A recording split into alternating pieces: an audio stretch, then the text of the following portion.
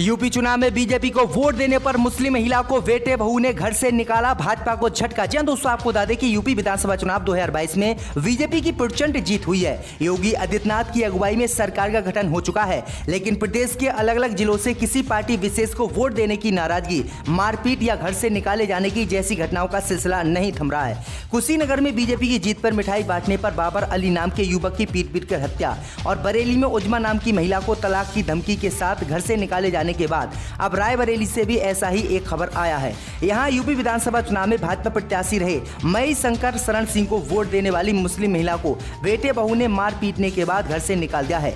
महिला ने पुलिस से शिकायत की और पुलिस जांच कर रही है। मामला मोहनगंज थाने क्षेत्र के गांव चेतरा बुजुर्ग का है। गांव की सैमुला पत्नी इसहाक को उसके बेटे नसीम और बहू ने मार पीट कर घर से निकाल दिया है। वहीं आपको बता दें कि उसने आरोप लगाया है कि उसने बीजेपी को वोट दिया था और बीजेपी को वोट देने के कारण ही उसके पति ने जो है उसे मार पीट के घर से निकाल दिया है। इसी के साथ आपको बताएं दोस्तों कि मुख्तार अंसारी को जेल से अदालत के रास्ते में सताता रहा जान से जाने का डर, लगाई सुरक्षा की गुहार। जब दोस्तों आपको बता दें कि नखलऊ जेल में मारपीट के मामले में माफिया मुख्तार अंसारी को सोमवार को एमपी एमएलए कोर्ट में पेश किया गया। मुख्तार ने अदालत से अपनी जान का खतरा बताते हुए सुरक्षा की मांग की है, जिस पर एसपी एमएलए कोर्ट के विशेष अपर मुख्य न्यायिक मजिस्ट्रेट अम्बरीश कुमार श्रीवास्तव ने स्काट प्रभारी को निर्देश दिया कि वह मुख्तार अंसारी को यथाशीघ्र पूरी सुरक्षा के साथ बांदा जेल में दाखिल कराना सुनिश्चित करे। मुख्तार अंसारी ने अदालत में एक प्रार्थना पत्र दिया है, जिसमें कहा गया है कि जेल से लेकर अदालत आने जाने तक कभी भी उस पर जानलेवा हमला हो सकता है। प्रार्थना पत्र में कहा गया है कि उस पर हमले का मुख्य आरोपी ब्रजेश सिंह है। इस समय भाजपा समर्थित सत्तारूढ़ दल में शामिल है। पुलिस व प्रशासन पर प्रभाव डालकर प्रार्थी उस मुकदमे में गवाही न देने का दबाव बना रहा है। तो ये बड़ी अपडेट आई दोस्तों कि किस तरह से मुख्तार अंसारी का एनकाउंटर करने की बीजेपी साजिश रच रही है। इसी के साथ आपको बताएं दोस्तों कि बाबर के परिवार को 2 लाख रुपए देगी योगी सरकार। बीजेपी के सपोर्ट पर पीट कर हुई थी हत्या।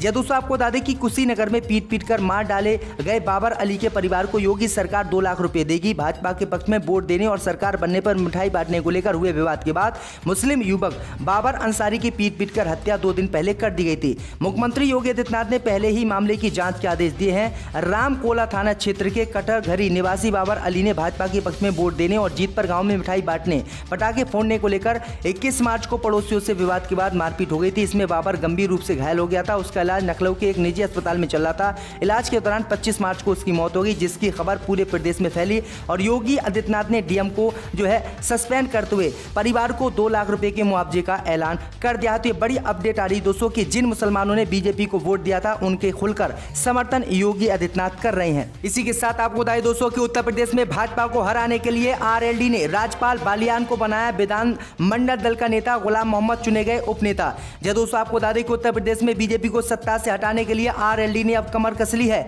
उत्तर प्रदेश के विधानसभा चुनाव के परिणाम के बाद अब राष्ट्रीय लोकदल विधानसभा में कार्यवाही के लिए तैयार हो गई है। रालोद ने राज्यपाल बालियान को उत्तर प्रदेश विधानमंडल दल का नेता और गुलाम मोहम्मद को उपनेता घोषित किया है। रालोद की ओर से सोमवार को जारी एक बयान में यह जानकारी दी गई है। रालोद अध्यक्ष जयंत चौधरी ने विधानसभा के प्रमुख सचिव प्रदीप कुमार दुबे को पत्र भेजकर विधानमंडल दल के नेता उपनेता के अलावा मुख्य सचेतक और उप सचेतक मनोनीत किए जाने की जानकारी दी है। तो ये बड़ी अपडेट आ रही दोस्तों कि भाजपा को उत्तर प्रदेश में हराने के लिए किस तरह से सपा आरएलडी एकदम जुटकर बीजेपी के खिलाफ काम कर रहे हैं। इसी के साथ आपको बताइए दोस्तों कि उत्तर प्रदेश में सरकार बनने के बाद योगी ने लक्ष्य किया तय, कहा 100 दिन में 20,000 सरकारी नौकरी और 50,000 को देंगे रोजगार। जब दोस्तों आपको बता दें कि योगी सरकार युवाओं को रोजगार के रूप में बड़ा तोहफा उत्तर प्रदेश में देने जा रही है। योगी सरकार ने 100 दिनों में युवाओं को 20,000 सरकारी नौकरियां और 50,000 रोजगार के अवसर देने का निर्णय लिया है। दरअसल आपको बता दें कि योगी सरकार ने बताया है कि उन्होंने पिछले 5 साल में 5 करोड़ लोगों को रोजगार देने का लक्ष्य तय किया था और 5 लाख युवाओं को सरकारी नौकरी भी दी थी। योगी आदित्यनाथ ने कहा कि हमने उत्तर प्रदेश में बड़े वादे किए थे और हमारी उत्तर प्रदेश में सरकार बन गई, इसलिए हम 100 दिनों के भीतर 20,000 सरकारी नौकरी उत्तर प्रदेश के युवाओं को देंगे और 70,000 रोजगार भी युवाओं को उत्तर प्रदेश के देंगे। तो ये बड़ी अपडेट आई दोस्तों। योगी ने ऐलान तो कर दिया है, अब देखते हैं कि कितनी योगी सरकार अपने वादों पर खरी उतरती है। इसी के साथ आपको बताएं दोस्तों कि यूपी में अब अफसरों के तबादले की तैयारी, 3 साल से अधिक वाले हटेंगे, कुछ को मिलेगा इनाम। जब दोस्तों आपको बता दें कि उत्तर प्रदेश में नई सरकार का गठन हो चुका है। मंत्रियों को विभाग मिलने के बाद सबसे पहले पहले शासन में बैठे अपर मुख्य सचिव और प्रमुख सचिव स्तर के अधिकारियों के तबादले की योगी सरकार ने तैयारी शुरू कर दी है। उच्च स्तर पर इसके लिए मशक्कत शुरू हो चुकी है। माना जा रहा है कि प्रमुख पदों पर बैठे कई IAS अफसरों के दायित्वों में फेरबदल होगा। खासकर लोक निर्माण विभाग, स्वास्थ्य, सिंचाई, उच्च शिक्षा, माध्यमिक शिक्षा, प्राथमिक शिक्षा, ऊर्जा जैसे विभागों के अफसरों को लेकर चर्चाएं चल रही है और आने वाले एक हफ्ते में उत्तर प्रदेश में काफी अफसरों का तबादला किया जा सकता है। इसी के साथ आपको बताइए दोस्तों कि यूपी विधानसभा चुनाव में जीत के बाद यूपी में हुआ मंत्रिमंडल का बंटवारा। जाने सीएम योगी आदित्यनाथ ने किसे सौंपा कौन सा विभाग। जब दोस्तों आपको बता दें कि उत्तर प्रदेश में सरकार गठन के बाद सोमवार को मुख्यमंत्री योगी आदित्यनाथ ने मंत्रियों के बीच विभागों का बंटवारा कर दिया है। पहले की ही तरह सीएम योगी ने अपने पास गृह विभाग रखा है। वहीं डिप्टी सीएम ब्रजेश पाठक को स्वास्थ्य, डिप्टी सीएम केशव प्रसाद मौर्य को ग्राम विकास, स्वतंत्र देव सिंह को जल शक्ति, जितिन प्रसाद को PWD और AK शर्मा को नगर विकास और चौधरी लक्ष्मी नारायण को गन्ना विकास मंत्रालय का कार्यभार उत्तर प्रदेश की योगी सरकार ने सौंपा है। इसके अलावा नंद गोपाल नंदी को औद्योगिक विकास, अनिल राजभर को श्रम एवं सेवा योजना विभाग, संदीप सिंह को वैश्विक शिक्षा, राकेश सचान को लघु विकास, आशीष पटेल को प्राविधिक शिक्षा, संजय निषाद को मत्स्य पालन विभाग, नितिन अग्रवाल को आबकारी, कपिल देव अग्रवाल को व्यवसायिक शिक्षा एवं कौशल विकास, रविंद्र जायसवाल को स्टाफ एवं न्यायालय विभाग, असीम अरोड़ को समाज कल्याण एवं अनुसूचित जाति विभाग दिया गया है। वहीं आशीष पटेल को प्राथमिक शिक्षा, दयाशंकर सिंह को परिवहन एवं गुलाब देवी को माध्यमिक शिक्षा विभाग का कार्यभार सौंपा गया है। अगर दोस्तों हम बात करें तो सुरेश खन्ना को वित्त और संसदीय कार्य विभाग दिया गया है। नंद गोपाल नंदी को औद्योगिक विकास, सूर्य प्रताप शाही को कृषि एवं अनुसंधान विभाग, बेबी रानी मौर्य को महिला कल्याण एवं बाल विकास, जयवीर सिंह को पर्यटन एवं संस्कृति विभाग, भूपेश चौधरी को पंचायती राज, धर्मपाल सिंह को पशुधन, दुग्ध विकास, राजनीतिक पेंशन, अल्पसंख्यक कल्याण, मुस्लिम वक्फ एवं हज, नागरिक सुरक्षा विभाग का कार्यभार सौंपा गया है। तो ये बड़ी अपडेट आई दोस्तों। इसी के साथ आपको बताएं दोस्तों कि उत्तर प्रदेश में सपा को लगा बड़ा झटका। 6 प्रत्याशियों ने नाम वापस लिए तो 3 का पर्चा बीजेपी ने कराया खारिज। जब दोस्तों आपको बता दें कि यूपी MLC के चुनाव में समाजवादी पार्टी को तगड़ा झटका लगा है। उसके 6 प्रत्याशियों ने नाम वापस ले लिए हैं, जबकि 3 का पर्चा बीजेपी ने खारिज करवा दिया है। इसमें रलौद के 1 और सपा के 1 प्रत्याशी ने भारतीय जनता पार्टी का दामन थाम लिया है। इससे सपा में हड़कंप मच गया है। हालांकि पार्टी ने कार्रवाई करते हुए मिर्जापुर सोनभद्र के उम्मीदवार रमेश सिंह समेत 2 नेताओं को पार्टी से निष्कासित कर दिया है। सपा ने विधान परिषद स्थानीय प्राधिकरण क्षेत्र की 34 सीटों पर प्रत्याशी उतारे थे। 2 सीट रोल के लिए छोड़ दी थी। पिछली बार सपा ने 36 में से 33 सीटों पर कब्जा जमाया था। हालांकि विधानसभा चुनाव से पहले इसमें 7 MLC बीजेपी में चले गए। वहीं 15 ने चुनाव लड़ने से मना कर दिया। केवल 11 ने दोबारा चुनाव लड़ने पर अपनी सहमति दी है। इसी के साथ आपको बताइए दोस्तों कि कैबिनेट मंत्री बेबी रानी मौर्य ने स्वामी प्रसाद पर साधा निशाना बताया अवसरवादी।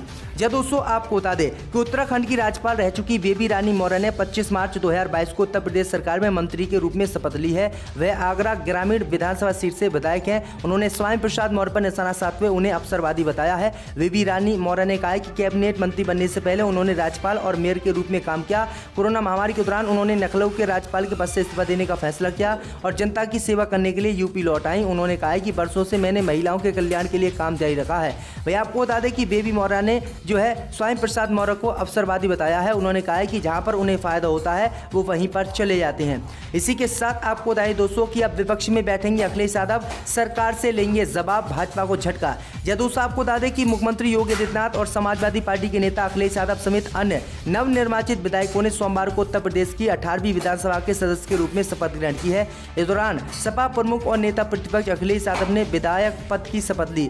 शपथ लेने के बाद अखिलेश ने कहा कि केवल बेंच बदल गई है, मैं अब विपक्ष में बैठूंगा। सरकार की जवाबदेही के लिए विपक्ष काम करेगा और विपक्ष की भूमिका सकारात्मक होगी। नेता प्रतिपक्ष बनने के बाद अखिलेश यादव को लखनऊ में नया ऑफिस मिल गया है। वह अब यूपी के नेता विरोधी दल के रूप में सदन में बैठेंगे। यूपी विधानसभा भवन में अखिलेश के ऑफिस के बाहर उनकी नेम प्लेट लगाई गई है। बता दें कि शपथ ग्रहण समारोह में एक खास दृश्य देखने को मिला। योगी आदित्यनाथ ने विधायक पद की शपथ लेने के बाद अखिलेश यादव से हाथ मिलाया। सीएम योगी ने अखिलेश यादव के कंधे पर भी हाथ रखा। इस दौरान दोनों मुस्कुराते हुए दिखे। विधायक पद की शपथ लेने के बाद अखिलेश यादव ने केशव प्रसाद मौर्य पर भी निशाना साधा। तो ये बड़ी अपडेट आ रही है।